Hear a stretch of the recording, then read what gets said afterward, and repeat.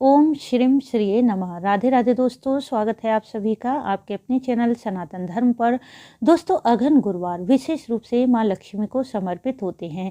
पद्म पुराण में वर्णन है कि जो भी साधक अघन के गुरुवार में माँ लक्ष्मी का विधि पूर्वक पूजन करता है, व्रत करता है, उस साधक के घर में माँ लक्ष्मी श्री हरि सहित निवास करती हैं और माँ लक्ष्मी की असीम कृपा से साधक को धन धान्य सुख सौभाग्य संतान की प्राप्ति होती है। अघन मास में जितने भी गुरुवार पड़ते हैं, 4 या 5 भक्तजन उतने गुरुवार का व्रत धारण करके अंतिम गुरुवार में व्रत का उद्यापन कर देते हैं और कुछ साधक अघन के प्रथम गुरुवार से व्रत का संकल्प करते हुए 11 या 16 गुरुवार का व्रत करते हैं। फिर अपनी संकल्प की संख्या समाप्त होने पर अंतिम गुरुवार में व्रत का उद्यापन कर देते हैं। आज की वीडियो में मैं आपसे शेयर करने वाली हूँ अघन गुरुवार उद्यापन की संपूर्ण विधि क्या है।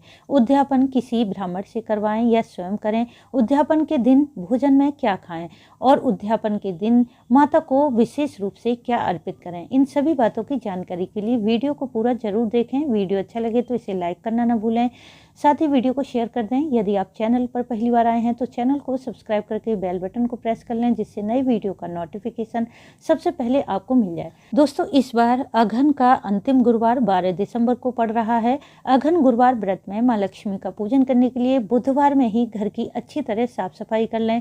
विशेष रूप से घर के मुख्य द्वार को धोकर साफ कर दें। यदि आप चाहें तो मुख्य द्वार पर आम या अशोक के पत्ते का वंदनवार लगा सकते हैं और रोली से दरवाजे के दोनों तरफ स्वास्तिक बना दें। फिर गुरुवार के दिन सूर्योदय से पहले उठकर स्नान आदि करके घर के मुख्य द्वार पर रंगोली बना लें, या फिर यदि रंगोली नहीं आती है तो आप स्वास्तिक बनाकर उस पर दीप प्रज्वलित कर दें और घर के मुख्य द्वार से लेकर जहां आप पूजा करेंगे उस स्थान तक रोली या हल्दी से माँ लक्ष्मी के चरण चिन्ह की आकृति बना दें। परंतु यदि आपके पास सुबह के समय इतना सब कुछ करने का समय ना हो तो आप शाम के समय इस प्रकार से कर सकते हैं। फिर आपको अपने पूजा स्थल में एक चौकी लगानी है, क्योंकि माँ लक्ष्मी की पूजा में कलश स्थापना अत्यंत आवश्यक होती है, इसलिए चौकी लगाकर उस पर कलश की स्थापना करें। चौकी पर पहले लाल या पीला वस्त्र बिछा दें, एक चावल की ढेरी रखें, उस पर कलश स्थापित कर दें। कलश में जल, एक सिक्का, एक हल्दी की गांठ, अक्षत, एक लौंग, एक इलायची डालकर पंच पल्लव लगा दें। अब इस पर कलश पर वही नारियल रख दें जो आपने पिछले गुरुवार के व्रत में रखा है। इस नारियल पर चुन्नी लपेटकर नारियल को कलश पर स्थापित कर दें। फिर पंचोपचार विधि से अक्षत, पुष्प, रोली, धूप दीप द्वारा सबसे पहले भगवान गणेश का पूजन करें, फिर कलश का पूजन कर लें। इसके पश्चात श्री हरि और माँ लक्ष्मी का पूजन करें। ध्यान रखें कि माँ लक्ष्मी के साथ भगवान श्री हरि का पूजन जरूर करें, जिससे आपके घर में श्री हरि सहित माँ लक्ष्मी विराजित रहे। यदि संभव हो तो श्री हरि को पीले पुष्प चढ़ाएं, माँ लक्ष्मी को लाल पुष्प अर्पित करें और पूजन के समय विष्णु चालीसा का पाठ करें और माँ लक्ष्मी के कनकधारा स्तोत्र का पाठ करें। साथ ही अघन गुरुवार व्रत कथा भी पढ़ें। माता लक्ष्मी का विधिवत पूजन करते हुए ओम श्रीम श्रीये नमः इस मंत्र का अधिक से अधिक जाप करें। यदि आपने पिछले किसी भी गुरुवार में माता लक्ष्मी को श्रृंगार की सामग्री अर्पित नहीं की है तो उद्यापन के दिन माता लक्ष्मी को श्रृंगार की सामग्री जैसे बिंदी, चूड़ी, सिंदूर, चुनरी अवश्य अर्पित करें और बाद में इस सामग्री को आप प्रयोग कर सकते हैं। उद्यापन के दिन जो भी आपने भोजन बनाया है, खीर, हलवा, पूड़ी इत्यादि, उसका माँ लक्ष्मी को भोग लगाएं। साथ ही फल मिठाई का भी भोग लगा दें। इस दिन माता को प्रसन्न करने के लिए खीर में केसर या हरी इलायची अवश्य डालें। उद्यापन के दिन आप अपनी सामर्थ्य के अनुसार 3, 5, 7 या फिर 11 सुहागिन स्त्रियों को बुलाकर उनका पूजन करें, क्योंकि इस समय वे माता महालक्ष्मी का स्वरूप हैं। इसलिए श्रद्धा भाव से उन्हें भोजन कराएं और साथ ही उन्हें दान में श्रृंगार की कुछ न कुछ वस्तु देकर फल या मिठाई का प्रसाद भी दे सकते हैं। परंतु सुहागिन स्त्री यदि आपको नहीं मिल पाती हैं तो आप कन्या पूजन भी कर सकते हैं। कन्या भी जितनी संख्या में आपको मिल जाती हैं, 5, 7 या 11, उतनी कन्या बुलाकर उन्हें बैठाएं। फिर उनके चरण धुलवाकर रोली से तिलक करें। तत्पश्चात उन्हें भोजन कराएं।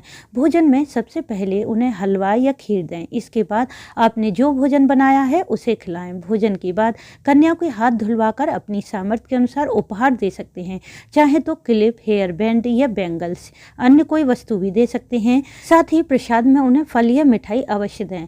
आप जिस प्रकार से नवरात्रि नवरात्रि में कन्या पूजन करते हैं, ठीक उसी प्रकार से आपको कन्या पूजन करना है।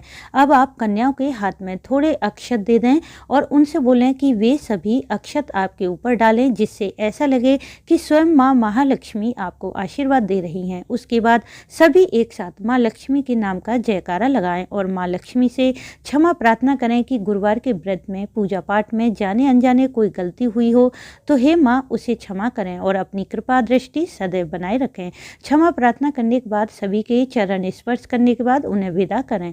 तत्पश्चात माता पर चढ़ी भोग की खीर खाकर अपना व्रत खोलें और ध्यान रखें कि इस दिन आपको मीठा भोजन ही ग्रहण करना चाहिए। माता की चौकी का विसर्जन आपको अगले दिन शुक्रवार में करना है, जिस प्रकार की आपने पिछले व्रत में चौकी का विसर्जन किया था, बिल्कुल उसी प्रकार आप चौकी का विसर्जन कर सकते हैं।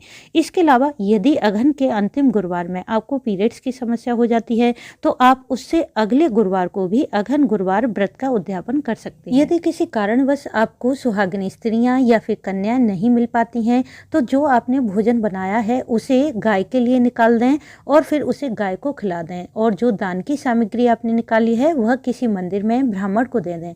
इस प्रकार से भी आप अपना व्रत का उद्यापन कर सकते हैं। तो इस प्रकार जो भी साधक अगहन के गुरुवार में माता महालक्ष्मी का श्रद्धा भाव से पूजन करता है, व्रत करता है, उसकी सभी मनोकामनाएं अवश्य माता महालक्ष्मी पूर्ण करती हैं। तो दोस्तों उम्मीद है इस वीडियो से आपको लाभ अवश्य मिलेगा। वीडियो अच्छा लगा हो तो इसे लाइक शेयर सब्सक्राइब जरूर कर लें। वीडियो अंत तक देखने के लिए आपका धन्यवाद। राधे राधे।